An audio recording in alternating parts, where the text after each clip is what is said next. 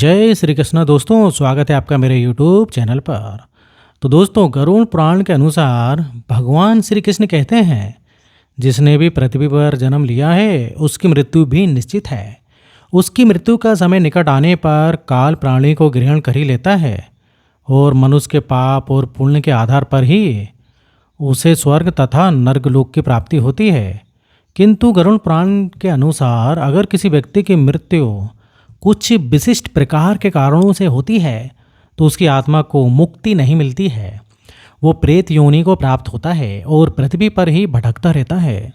ऐसे मनुष्य की मृत्यु के उपरांत श्राद्ध कर्म किए जाने पर भी उसकी आत्मा को मोक्ष नहीं मिलता है। आइए जान लेते हैं गरुड़ पुराण में किन कारणों से मृत्यु होने पर आत्मा को मुक्ति नहीं मिलती है। गरुड़ पुराण के अनुसार एक बार गरुड़ जी ने श्री भगवान कृष्ण से पूछा कि सभी मनुष्य प्राणियों को मृत्यु के पश्चात मुक्ति मिलती है। किन कारणों से मृत्यु होने पर मनुष्य को मोक्ष नहीं मिलता? मनुष्य प्रेत योनि में क्यों जाता है और ऐसे मृत्यु होने पर कौन कौन से उपाय करने से मनुष्य की आत्मा को मुक्ति मिलेगी? गरुड़ द्वारा पूछे जाने पर भगवान श्री कृष्ण ने 7 प्रकार की मृत्यु की घटनाओं का वर्णन किया है। यदि किसी मनुष्य की मृत्यु इन 7 कारणों से होती है तो उसे मुक्ति नहीं मिलती है। उसकी मुक्ति के लिए नारायण बलि नामक पूजा का प्रावधान किया गया है। आइए जान लेते हैं उन मृत्यु के प्रकार एवं नारायण बलि की पूजा के बारे में।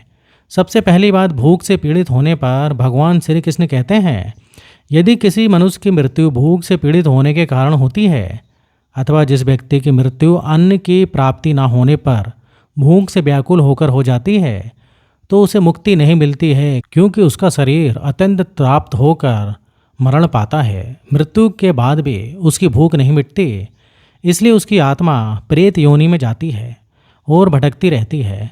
अब अगली बात देखिए, ऐसे पशुओं के द्वारा श्री कृष्ण कहते हैं, यदि किसी मनुष्य की मृत्यु शेर, बाघ जैसे प्राणियों के द्वारा होती है, जिसे मारने के बाद ये प्राणी खा जाते हैं, तो उसका शरीर भी छिन्न भिन्न हो जाता है।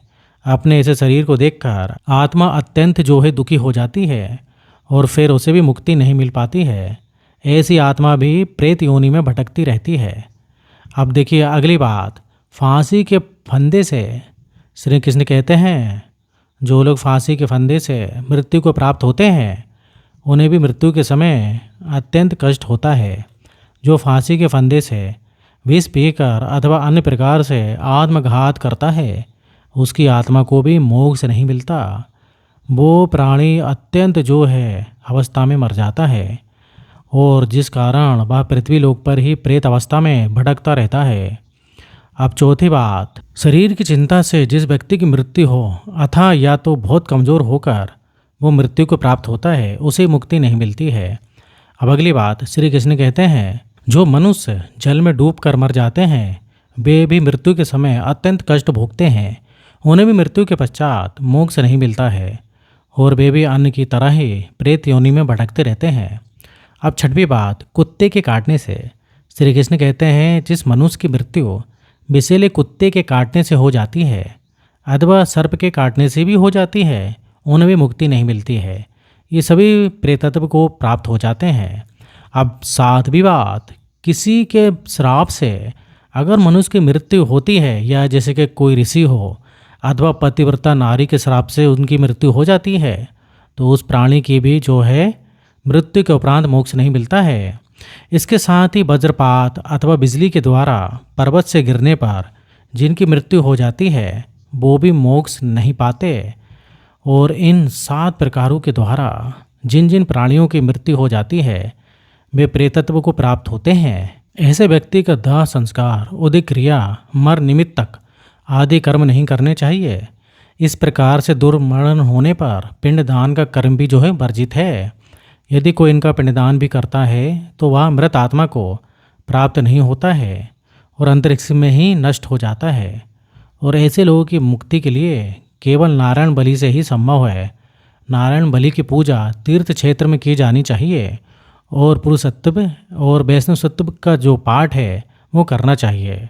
उसके बाद दक्षिणा मुख होकर उस प्रेतात्मा और भगवान विष्णु का स्मरण इस प्रकार करना चाहिए। अनादि निधनो देवा शंख चक्र गदा धारण अक्षय पुंडरी कास प्रेतुमा छापर दो भवा। उसके बाद सावधान से विधिवत जल अक्षत यव और गेहूं आदि का दान करें। इस प्रकार से करने पर उस प्रेत आत्मा को मुक्ति मिलती है और वो पृथ्वी लोक छोड़कर स्वर्ग लोक की ओर प्रस्थान करता है। तो दोस्तों, इस प्रकार से गरुड़ पुराण में मृत्यु के 7 कारणों से मुक्ति न मिलने के बारे में बताया गया है। अगर ये जानकारी अच्छी लगी हो तो वीडियो को लाइक करें, कमेंट में जय श्री कृष्ण अवश्य लिखें। तो यहाँ तक आपका वीडियो देखने के लिए बहुत बहुत धन्यवाद।